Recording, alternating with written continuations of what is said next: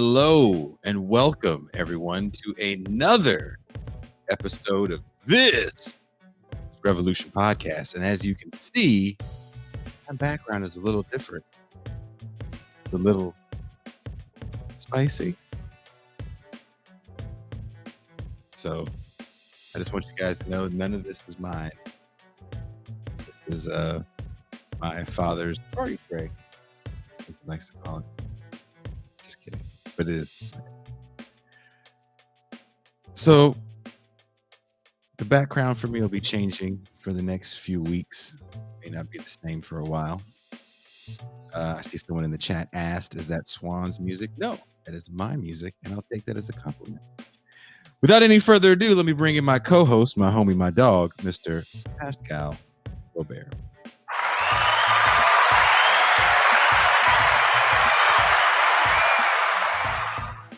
Peace and greetings to the chat. Peace and greetings to the audience. Peace and greetings, Jason Miles, live from the Sugar Shack. The Sugar Shack. I'm still in California. I'm still in the Bay Area. Another part of the Bay Area. Across the bridge. Our show tonight, I'm very excited for our show tonight. We've been trying to do this for a while. I actually contacted this organization some time ago and finally was able to make the dates work. So originally we were going to start doing this on the weekend, but no better time than the present, being that it's the last day of the California recall election. How do you feel about that, Pascal? Hey, man. How do you feel about Larry Elder possibly being your governor? Larry Elder reminds me of Dudley's dad on Different Strokes. Remember Dudley's dad on Different Strokes? Well, before we bring in our guests, let's play the clip that we have. Let's explain what we're talking about, which is building organizational power for the left.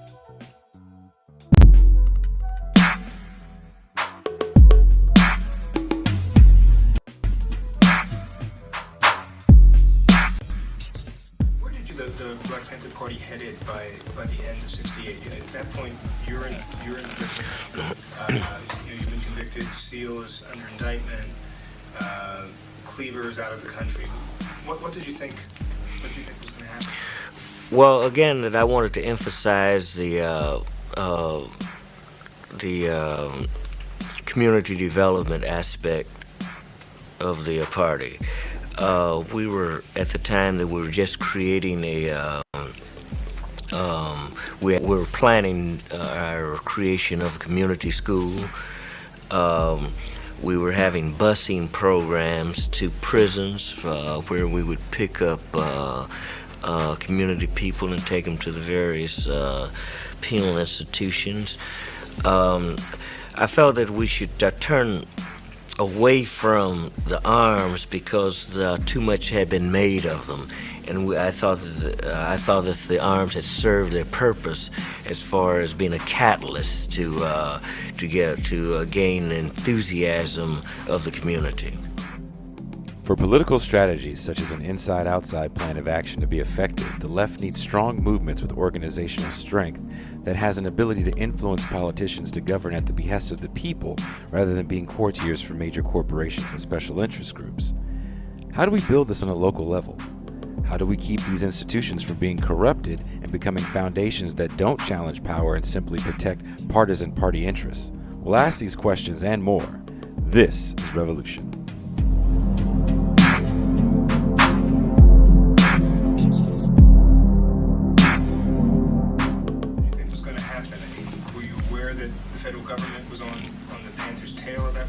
Oh yeah, I was very well aware of that. Was one of the reasons that we didn't want the we were. I'm sorry, if you could just rephrase. All right. During the period of '68, '69, the federal government had declared all-out war on the party, and they were breaking into headquarters across the chapters, breaking into chapter headquarters across the country, and filming weapons and saying that, look, they have guns. It was never mentioned that the guns were legal weapons. They were doing everything to make the community afraid of the party. And of course, you can't organize when people are afraid of you. So I was inclined to try to develop more local politics, to run local members for various offices, and develop our 10-point program, which was a housing, food, and health program.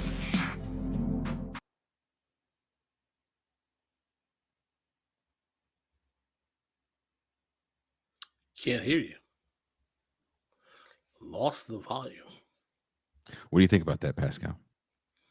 I think it shows a very interesting evolution in the tactics and methodology of the Black Panther Party in a very crucial time. Well, that's what I was trying to do. Without any further ado, let's bring in our guests. First, coming all the way live from Oakland, California.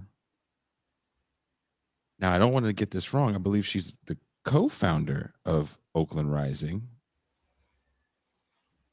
Liz Suk. Am I right? I am not the co-founder. I am the new executive director for Oakland Rising. Okay, that's still a good position.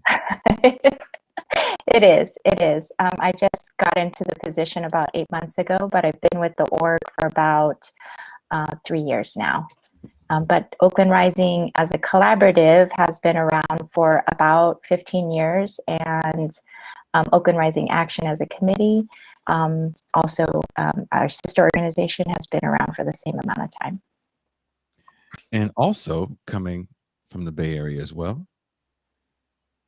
representing the Ella Baker Center, Mr. Jose Bernal.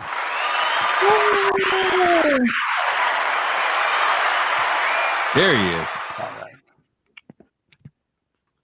Can you hear us, Jose? Yeah, I can hear you. Can you hear me? Yeah. Yes, we can. Cool. You want to give us a quick rundown on who you are and what you do? Yeah, my name's Jose, and I'm the organizing director at the Ella Baker Center. The second one is because I was afraid you were going to come at us with no picture. I kept seeing in the background no pictures, like, oh shit. So I'm glad we got that worked out. And what goes on at the Ella Baker Center for those that don't know, since this show goes out nationally?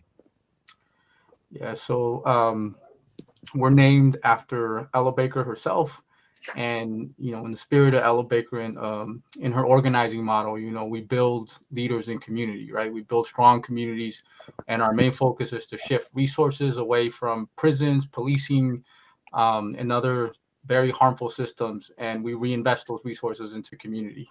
So that's, in a nutshell, what we do. We're an advocacy organization.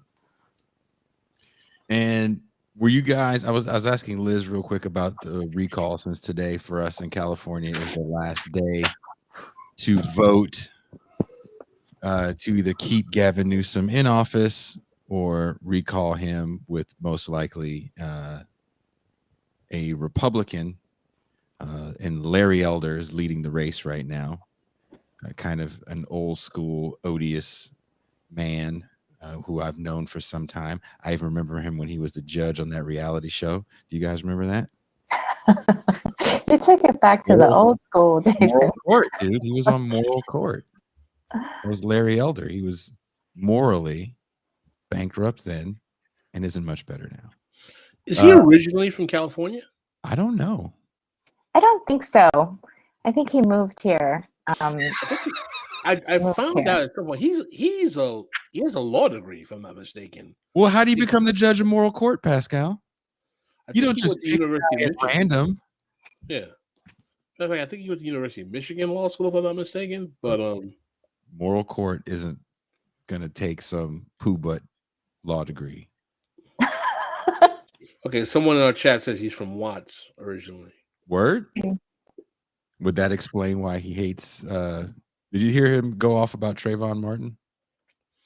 I did. I think that he demonstrates that the fallacy of believing that someone who comes from, scrappy background means that once you get status, you're going to have progressive politics. I actually have found it very common in my personal experience, to find a lot of guys who some would call them strivers, who come from the scrappy, poor and working class to go to college and become professionals, have some of the most reactionary right-wing politics that I've seen. I'm not saying that that is guaranteed, but I've seen that happen a couple of times.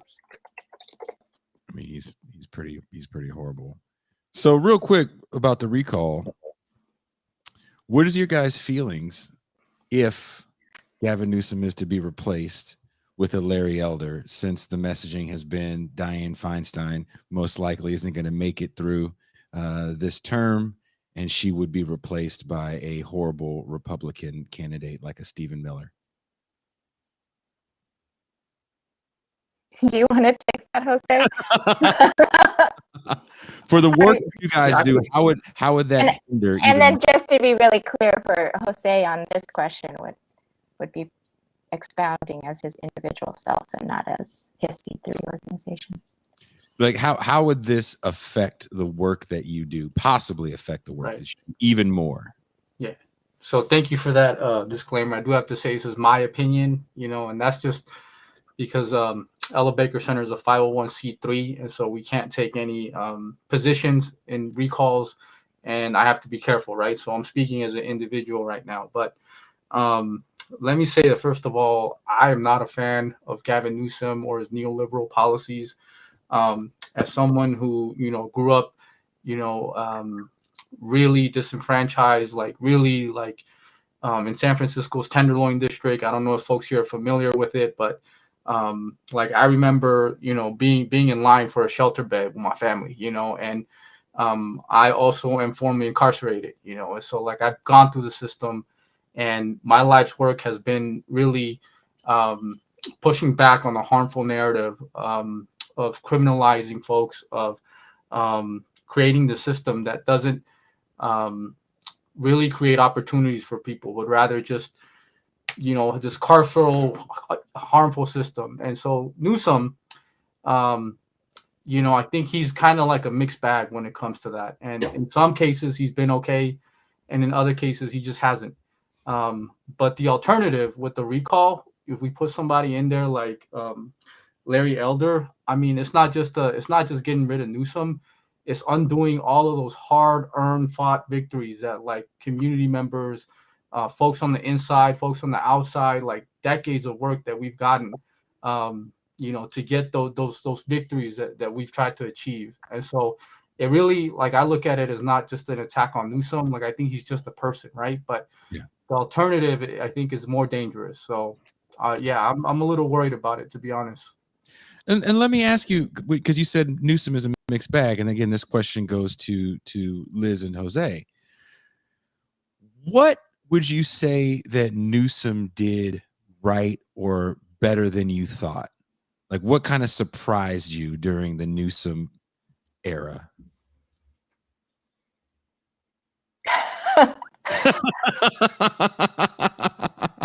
I don't think that I have been surprised by anything that Newsom has done. He has, for a very long time, positioned himself within the Democratic Party and in a full trajectory to where he is, right?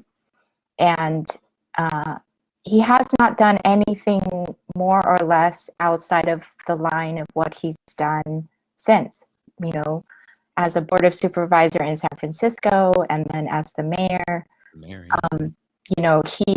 He has always sided with neoliberal politics, particularly around corporations. We are in the situation we are in not just because of Newsom, but much of our gentrification policies and the process of gentrification in the city of San Francisco is a result of a lot of favors that he did for corporations. The reason why Twitter and all of the big tech corporations can live the way they do in the city, and the direct impact that has had on communities directly next to the Twitter building and to all of the others. I can't think of all of them right now, but that sit right next to the Tenderloin. That and then the result of Uber, Twitter, yeah, what else? exactly. On market, yeah. Yeah, all of those corporations that sit right there, and the impact that they've had, they have brought in a considerable amount of, tax money, and has made San Francisco quite wealthy, but that has not trickled down into us seeing the services that that are needed. Like the disparity between the rich and the poor keeps widening. So I can't say that he's done anything different, because he still does the same thing as governor. He still favors corporations. He just puts a really nice face on it, right? And when you're standing next to Trump, you look good. You stand next to Larry Elders, you look like any choice that you're making around climate change looks good, but it's not very far off from anything that he or the Democratic Party has stood for. What do you guys say when someone throws back at you, well, there's jobs they're creating, when they bring these companies like Twitter and Square and Uber into San Francisco? And I can't remember what other major tech companies are in the city. Salesforce, has that massive Tower of Babel-esque monstrosity in downtown. What do you say to that charge that they're actually employing people? I'm just playing devil's advocate. Don't get mad at me like I feel that way. You saw my laser eyes coming through the screen. That actually that they did bring jobs, but they weren't jobs for San Franciscans. They weren't for the Bay Area. It wasn't for the folks that that lived here. It's not for Black and brown people. It's not for poor people. It is the reason why we have so much gentrification. We have so many tech bros that have moved here from so many places. And then, when the pandemic came, many of them left because they're like, oh, I don't want to live here. I could just be where I want to be and do what I want to do in a different place. And so, the city has constantly changed. I went to the city the first time in a very long time last night. I was like, wow, this place is empty. It was really nice to move through the city with that kind of ease. But it does tell you that who the makeup of the city is it is not the same city that I went to school with, at San Francisco State, but and just growing up here in the Bay, it is not the same city. And I'm sure Jose can really speak to that more than I, as somebody who's I lived in the TL for a short time. Jose, I'm not from there. I'm from the East Bay, but I did live in the TL for a short time. I actually rather enjoyed it. But I'd love to hear your take on how San Francisco has changed. Jesus, even in the last 5 years, 10 years. But what's your take on San Francisco? Yeah, I mean, it has continued to change. Even before my time, things were changing. I think the speed, the rate of which it started to change was really when we saw that tech bubble, right? Twitter coming in was like the catalyst that just set it off. And things have significantly changed. I think I'm actually starting to see some people that I grew up with, that I went to high school, that had moved out, actually starting to move back. And I think that's part because people are starting to leave, like the tech bros are starting to leave, which is a good thing. That's really is a good thing. But, I can think back just 3 years ago, none of the people that I grew up lived in San Francisco. And if you look at like actual data, actual demographics of what the city's makeup looks like, you're going to find that the African-American Black population has significantly decreased over the last 10, 15 years, just significantly. We're talking 3%, at a time where the population was significantly higher, like way significantly higher. So, and then when you look at, you know, who's sitting in jail, you know, who's sitting in the county jail in San Francisco. 2/3 of them are people of color. Half of them are identify as Black or African American. And so, you know, this is a city with 3 to 6%. You know, right now, people can dispute those numbers, but that's what the you know, Black African American population looks like in San Francisco. But they're overrepresented, you know, in the county jail system. And so, you know, that's egregious. The largest Black population in the Bay Area. I mean, I'm sorry, say that again. I said it's never really been the largest Black population in the Bay Area, San Francisco in general, and now it's even dwindling much smaller than it even was when I was growing up. That's right. I mean, in San Francisco, I mean, if we were to talk also about Oakland, right? That is a city that has predominantly been, for the past, you know, more than a century, been a very Black city. We have gone from seeing the city be like 65% Black, and we've lost 25% of our population. In Oakland Rising, we have always garnered about 60,000 voters in what we consider the flatlands. So if you imagine the flatlands being very industrial, and it has a history of, you know, being working class and poor, and many of the folks who moved to Oakland or lived in Oakland, the Black population, migrated here from the South, right, prior to World War II, and then really fueled by World War II. So much of the industry was built on that.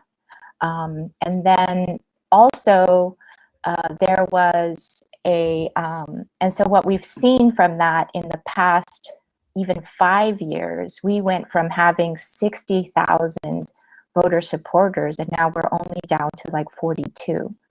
And that's because who we reach out to through our work, electoral work in Oakland Rising, has diminished. Like the number of people just aren't there. And to see that significant drop by nearly 18,000 voters, that's humongous, right? And so the impact on that, I think you begin to see the politics in the city change. You see the policies, and you begin to see the neoliberal policies that continue to happen, right? So the city then begins to like, well, we need to continue pushing them out so we could bring more developers in, right? We need more development. So what do? They disinvest.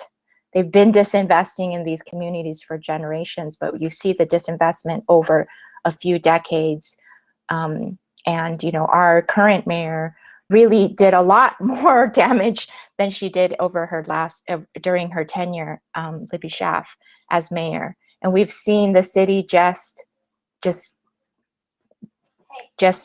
go into ruins. I don't know how else to say it. I grew up here in Deep East Oakland, and I've never seen the level of grime and dirt. It just is dirty. The city's dirty. The city is literally falling apart. We have huge potholes. I have had to personally change my tires every year for the past 3 years. And then not only that, but then we then increase our regressive taxes in order to fill those gaps. But then what happens is then public land in areas of the city that are working class, you know, poor communities, the disinvestment continues to happen. Then they pour in the developers, right, to lease up and purchase, or to lease or purchase public land. And then they develop on it, and who then gets to live in those buildings is not ours. It's not our people. They can't afford to pay $3,600 for a 2-bedroom apartment. We have a 175% gluttony of at-market rate housing in Oakland right now. We have less than 25% affordable housing units, and they want to continue to build. So who can afford to live there? It's not longtime Oaklanders. It's folks who come in continuously from outside of our communities. And then we see the politics change because people don't have the heart, they don't have the connection, they don't have the culture, they don't have Oakland in their hearts, at the center of their hearts, right? So what they invest here is not the same.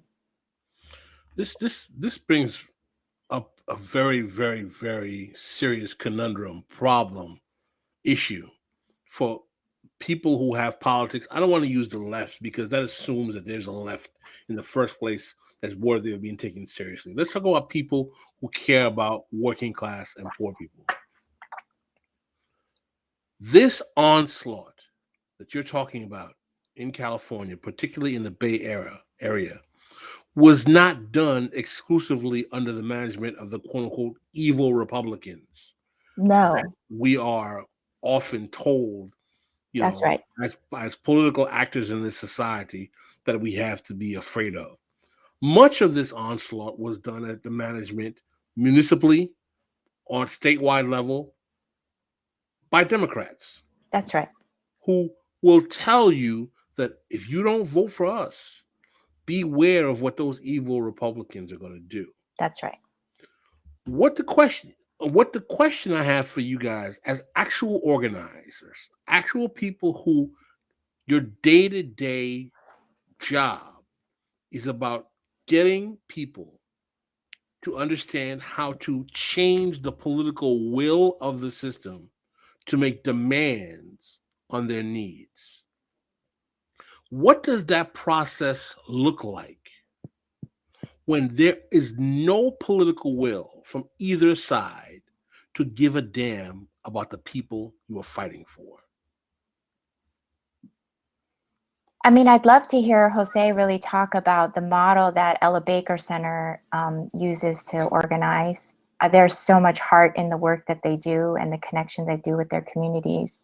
But at Oakland Rising, we do use our, within our mission, right, is one of the things that we do is to build, we flex people power by doing electoral work.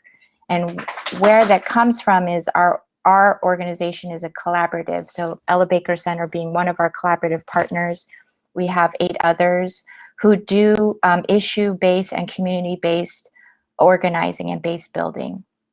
So it ranges from like Mujeres Unidas y Activas, who are working with, domestic workers, monolingual Spanish-speaking domestic workers, and from East Bay Alliance for Sustainable Economy to Asian Pacific Environmental Network, Caso Justa Just Cause, Ella Baker Center. I'm probably missing others. Parent Voices Oakland. There's so many.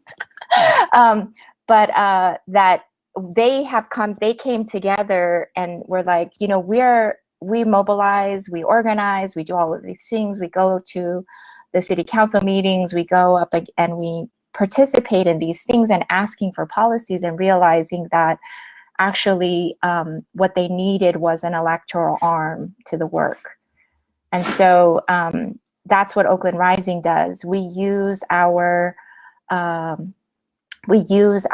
electoral power and infrastructure to really push on the city to activate the type of change both inside and outside.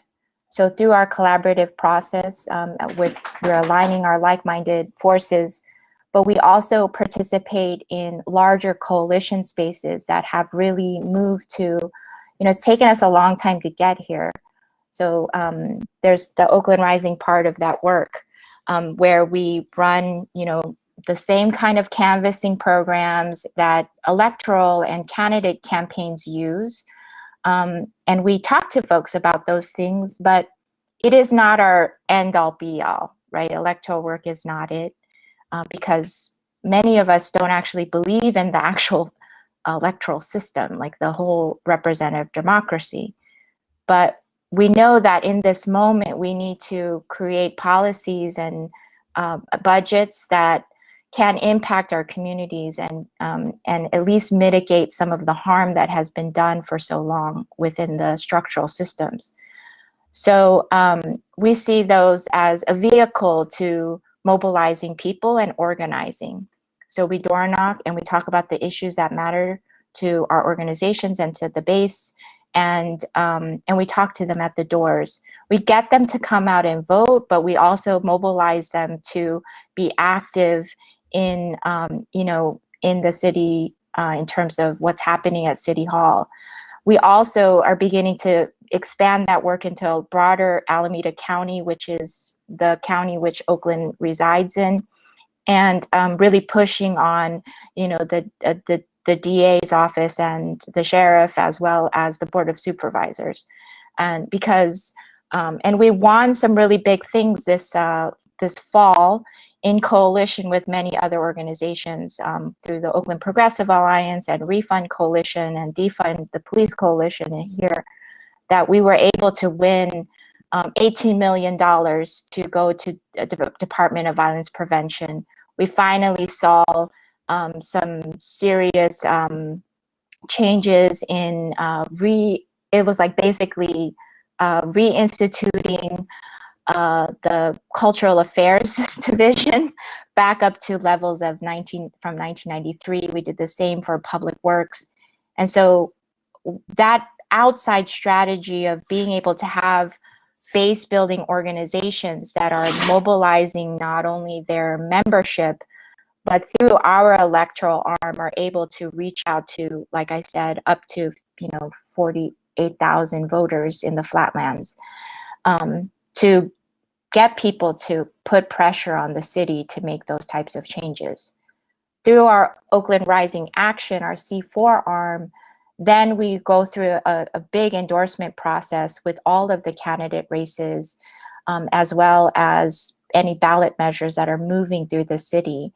And through the work and coalition, not just Oakland Rising Action, our committee, but many other organizations and movement work here, have been able to finally get, for the first time in I don't know how many decades, if any decades, we have a majority progressive vote on the city council, and not a neoliberal city council. We have Nikki Fortunato Bass, who is in District 2. She actually comes up from sweatshop workers' rights in LA, and was the executive director for East Bay Alliance for Sustainable Economy, has been doing that level of economic work and building economic justice work for decades. And then Carol Fife, who comes from the Alliance for, God, I can't remember the acronym. Do you remember, Jose? She's California in now, though. Yeah, I'm sorry? She's in the city council now. She is. She's in District 3 now. And they both come, they're not politicians. They come with a community organizer background and framework, right? So they approach this is part of that inside strategy, right? Is they approach their work sitting on city council, one where they see themselves actually accountable to a base. They're not trying to win votes. They're there to really think about and push policy and advance policy and budgets that reflect the needs of the community, and in a way that we have never seen before. And so we've been able to really win these changes. And we're hoping to make that impact as we move broader into the county level, because the work that Jose does through Ella Baker Center and Decarcerate Alameda County and the Justice Reinvestment Coalition is, the sheriff's department that runs Santa Rita Jail there is horrendous. And so we can really see that the electoral politics is a way for us as a vehicle to talk to as many people as we can about the issues that matter. And then our base building organizations, volunteer through our programs.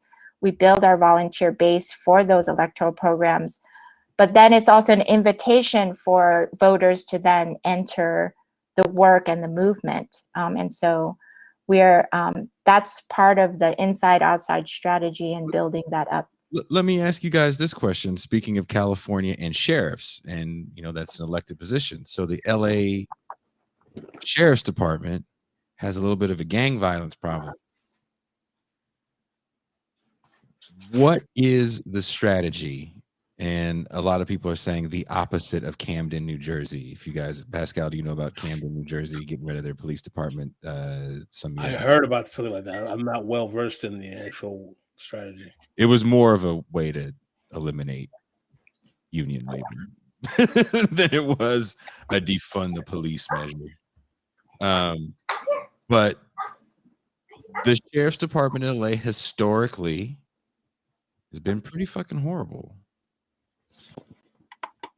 As defund the police becomes a very popular slogan, what realistically is a solution? Because it's not going to be more training as they're trying to do in Los Angeles. Body cameras mean nothing.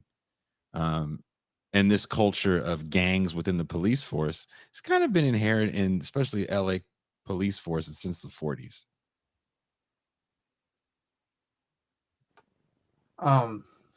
So like, yeah, LA sheriffs, they're pretty terrible, pretty fucking terrible. But that's not exclusive to LA sheriffs. That's all of them, and they've been gangsters. You know what I mean? Like, they're the biggest gang in the world. Like, they've been gangsters. And so, I think we can trace it back as far as we want to go back, as far as like when the first colonizers came, to this country, right? And they had patrols to, make sure indigenous, folks, would stay in their place, or, whatever it is that they were doing, and, we can go forward to all kinds of reforms, quote unquote reforms that have tried to take place, studies that have said, okay, we need community policing, we need more studies, we need, more educated police, and, I just scratch my head and I just say, imagine how that would sound if when the first colonizers came, the solution wasn't, you're occupying land, but the solution was, well, actually, we need more indigenous people on the force. That to me is absurd. It's ridiculous. And but it sounds, think about this though. It sounds ridiculous now. And again, I'm playing a bit of devil's advocate. But if you go back and like read some of the early conversations about just having black people on police forces, this was meant to stop kind of the needless assault on random black people, right? Like, these black cops are going to know the good ones from the bad ones. And if Jose, if you're from the Bay, Liz, you're from the Bay, we know that a lot of cops look like us and will womp on your head just like the white boys will. Mm-hmm. It's not like you get that pass. So that strategy really didn't work. But I to a certain degree, I kind of understand why people think that way, because you also can't look beyond the system that you're in. You're just trying to, how do I make this thing that I'm in work a little bit better? Well, I think that sorry, Pascal, do you want to? I was going to say is that if let's do a thought experiment.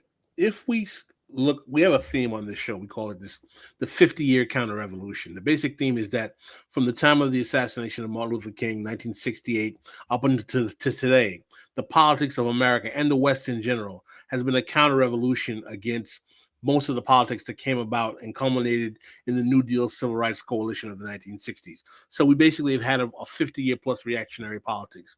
If we realize that part of the politics of that period of time is the neoliberalization of the American economy, basically hyper-privatization, removing government services from the people, and that also part of that has been the increased proliferation of mass incarceration to incarcerate those poor Black, Brown, Latino, and even white communities, as well as an increase of brutalization by cops who are going to need to have those militarized weapons, who are going to need to have all of those powers to be able to crush more skulls of people who, in the age of increasing precarity, which is only going to get worse now because of COVID. How exactly do people who are radicals, I won't insult you guys by calling you progressives, radicals like yourselves, go create a politics when the actual social and ideological infrastructure of communities in these places with the people you care about are those folks saying, we don't want to get rid of the cops. We don't want them beating on our heads either, but we want them to protect us, like we're seeing with actual voter turnouts, like Adams in New York City, where in working class Black and brown communities, they voted for a cop who said, yeah, cops are a problem, but we need to be tough on crime. But we're seeing polling data where working class Black and brown communities who have been victimized by crime are saying, we don't want to get rid of the cops. How do we exactly take that radical rhetoric and match it with the actual demands of the communities that we at least say that we care about organizing?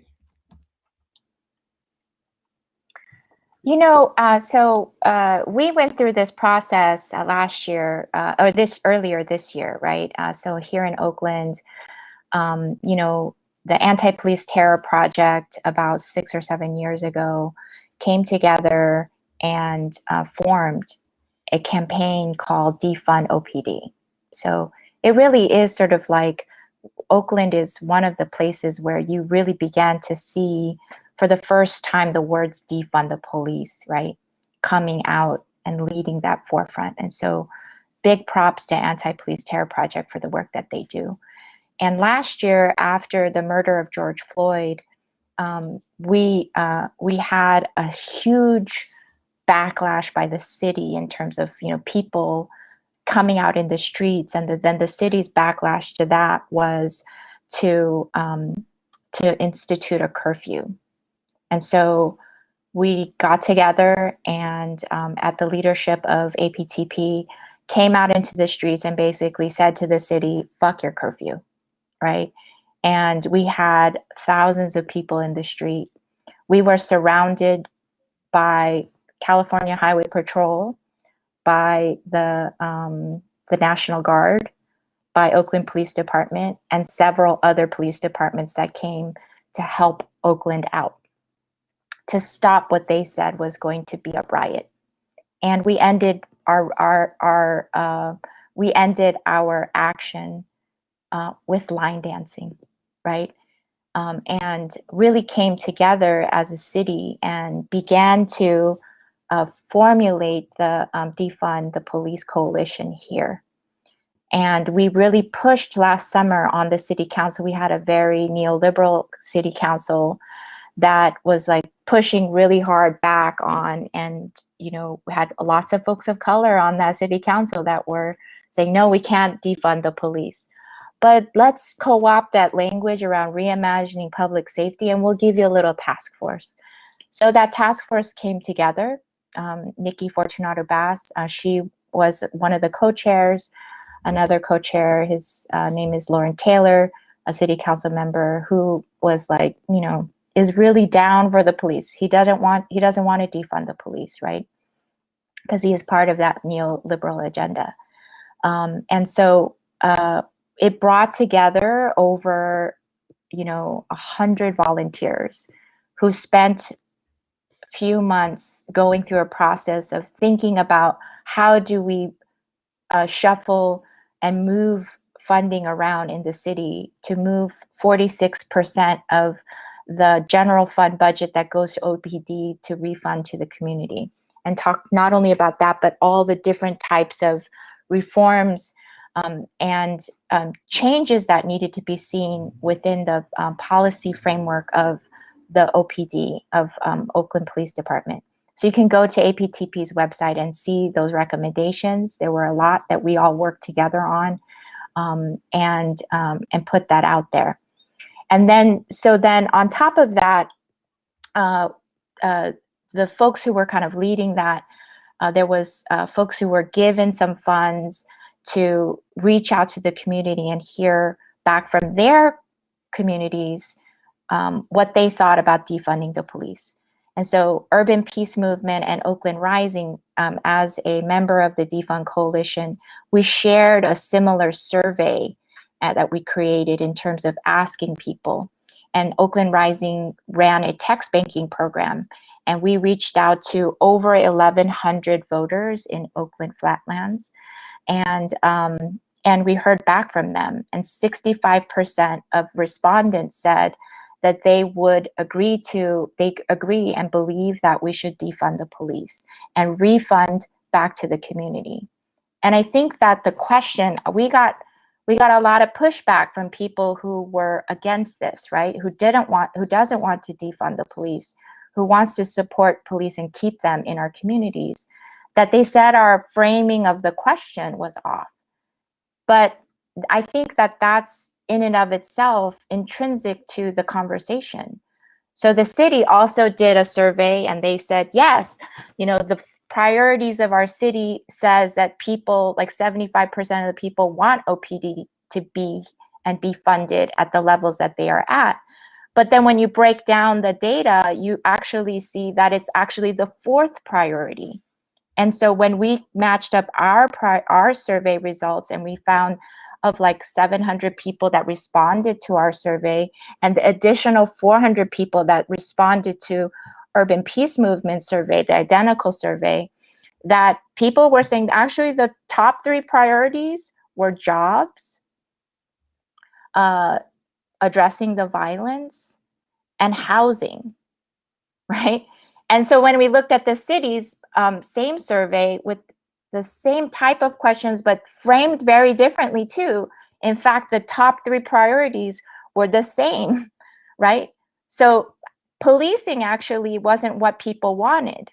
What they really want, and when we talk to community members, and we've saw a spike in Asian targeted violence here in Oakland, that what people really want at the end of the day is they want to know that they're going to go home to a safe home, that they're not going to get evicted, right? They want to know that the next day that they have enough food on their table, that they have enough, they're making enough money to buy that food, to pay for the electricity, to pay their rent so they can stay in the homes and feel safe. That actually at the end of the day is what we all want. And so when you start to talk to people about, well, what would actually keep you safe? Do police really keep you safe? And when you talk to people in the community about what do police actually do in our communities, they will all tell you, oh, they don't actually do shit. They don't show up until after. We have a huge, not only car vandalism, but car break-ins and stolen car situation here. And we know that in Oakland, when that's happening, I'm pretty sure this is the same across the country, is that when you start seeing car windows broken, the economy's bad. And that shit was happening way before the pandemic was happening. Here in Oakland, we started to see car break-ins and stolen cars all over the place. So that when you talk to people about, when you go to the police, what do they do about your stolen car? They're like, they don't do shit, right?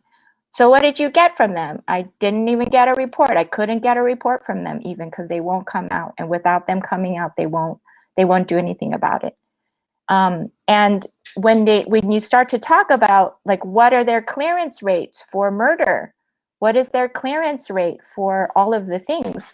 At 46% of our general fund, and we still have a homicide rate at this point in Oakland at 90. What have the police done? We had a stabbing and a shooting in Chinatown. It's 2 blocks from OPD headquarters. Nothing. They couldn't even catch the guy. So what kind of crime is really actually being prevented with police presence?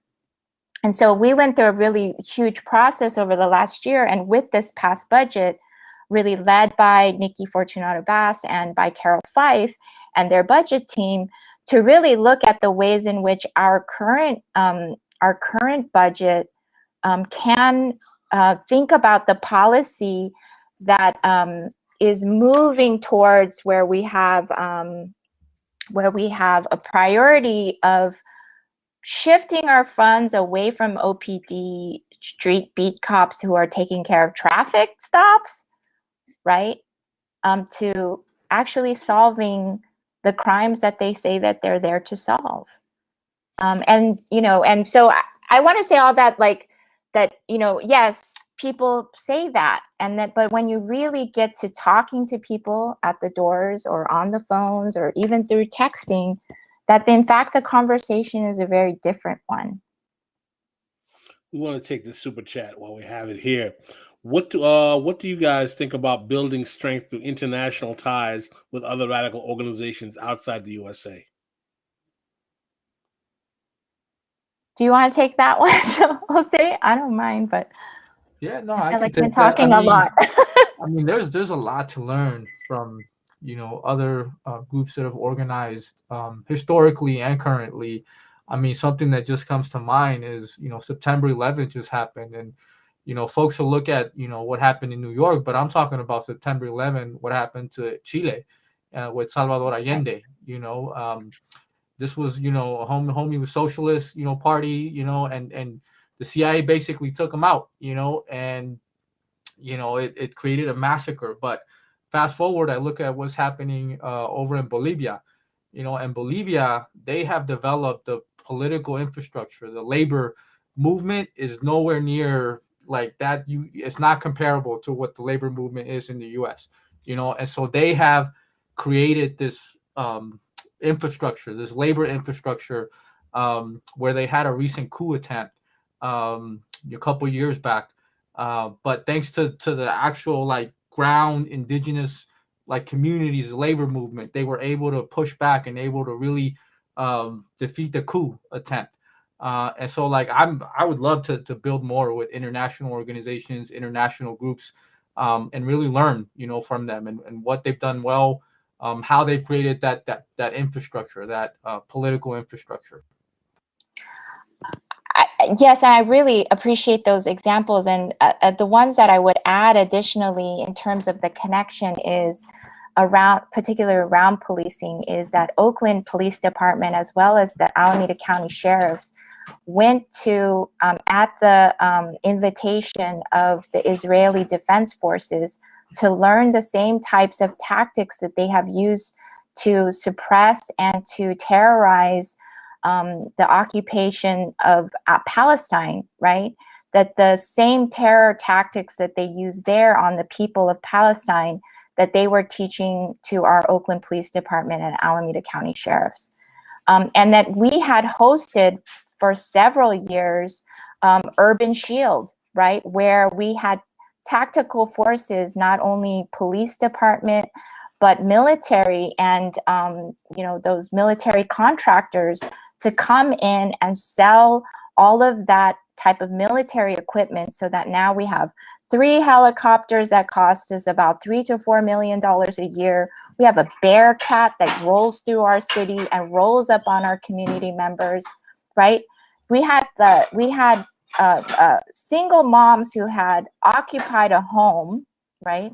And they brought the Bearcat out, and they brought in military equipment, robots, to go into the house to make sure that they were safe to enter the house. These are single moms. Wouldn't you say that image ultimately kind of won the day for the Moms for Housing? That's right. I think, but you know what that was, though, was years of organizing, right? Yes, that image like played a role. It did show like the way in which that our police department and our cops decide that they're going to use their military might to actually come into our communities and enforce, developers at the will of developers. But what that was built off of Moms for Housing, the organizing that they did for years. They didn't get to that point without 10 years of organizing.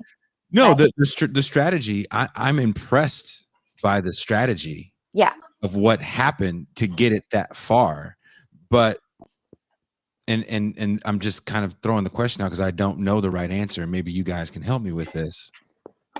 when that happened and CNN caught wind of that story, right? If the big part about that story to me was that they were targeting these homes that were owned by corporations that were laying dormant in a city where I moved last year from Wood Street, right across from the encampment, living in the warehouse I wasn't supposed to be living in. So me and all them people was living where we had no business living, right? So for them to occupy a vacant house, and that isn't the only vacant house in West Oakland in that area, brought a whole new conversation up. But I kind of want to say, unfortunately, the spectacle, as we were talking about earlier today, Pascal, on Marcus's Left Flank Vet Show, became the story. And then when something extremely similar happens around Thanksgiving in Southern California, where Caltrans has a ton of housing that they had let a few people stay in, when the weather got bad and these people tried to do the same thing out there, it didn't get the same level of media attention. It almost felt like, look, you guys got one of these where we're going to come through. And it was equally as egregious, if not more so, in Southern California. You know, and yes, and I think that, you know, because they were leading in the forefront, right? Moms for Housing was leading the forefront in a way that nobody has really. They used a strategy that hadn't been used before, and so the police and the developers and the city, they didn't know how to respond to this, right?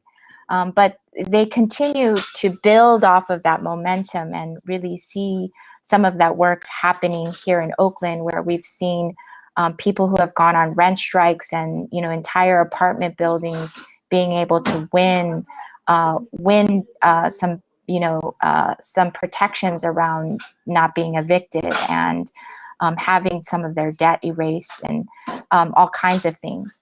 But just kind of going back to the international question, you know, that we see that solidarity work, that yes, we're working at the local level, but that much of our organizing really is in connection to these global movements and against some of these neoliberal policies, like economic policies that are impacting all of us, right? And so the movement of people across borders, the movement of people because of war, because of economics in other countries, like I'm in the United States, I'm sitting on Ohlone land here in Oakland because of US intervention and war in Korea, right? That my family lives with 3 generations or now 4 generations of the impact of the war, the sustained and continued war in Korea. So when I'm talking about like what policing means, I'm also talking about it on a international level, but we are talking about it like in a very localized way, right? But the connections are clear because, you know, the federal government, you know, spends what? More than 50% of our federal budget on militarism across the world. So if we look in Oakland Rising's collaborative and see the multiracial organizers in the space, that every single group of people have been impacted by neoliberal economic policy and militarism in our homelands. And homelands meaning outside of this country and within our communities here. So within the borders here, as well as within the city limits and within specific communities here, that those are the same policies. And so as we think about what kind of organizing really needs to happen, that same inside-outside strategy needs to be extended to an international level. Well, we're coming up, we're basically at our hour now. I want to ask you both, would you be interested in coming to our patrons only after hour session for at least a half hour? We could ask, I have the 800-pound gorilla question I want to ask is, how do you avoid ask it behind a paywall? How do you? Well, I want to tease it out. You suggested that I tease it out in the past. I want to tease it out. How do you avoid the trappings of the nonprofit industrial complex as organizers on the left? Oh, that sound effect. That was perfect. So I'm hoping that you guys can spend some time with us in the afternoon. That's a great question. I love it. Can you guys stick around for like 20, 30 more minutes? I can stick around. I see there's a bunch of little my little people. There's a little you. They are very independent and have made themselves dinner, so they will be in the background eating because this is our dining area. Oh, so you just messed everything up. That's okay. Okay, well, I'm gonna send you guys a new link. Give me like 5 minutes. Thank you guys so much for watching the show. I do want to say tomorrow I might be coming from this location again, but Marcus and I from the Left Flank Vets are going to be doing our first ever sports themed show. It should be interesting. I'm not going to give you too much what we're going to talk about, but it's going to be a sports themed show, of course, with a leftist perspective. That's going to be tomorrow at the same time, 6 p.m. And then Thursday, we're talking about the politics of yoga. It's a deeper discussion than you think. All right. But part of that is in the super chat or in the after hour segment, Pascal is going to downward dog for everybody. I don't know what that even means.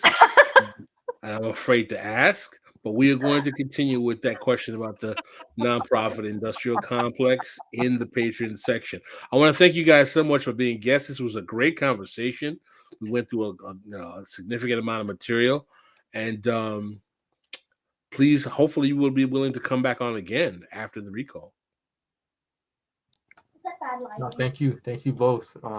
Yeah, honored to be here. I'm a fan for real. Like now, I'm a fan. I really am. Y'all gonna see me in the chat. I'm like, man, that chat is lit. Like, yo, so for real.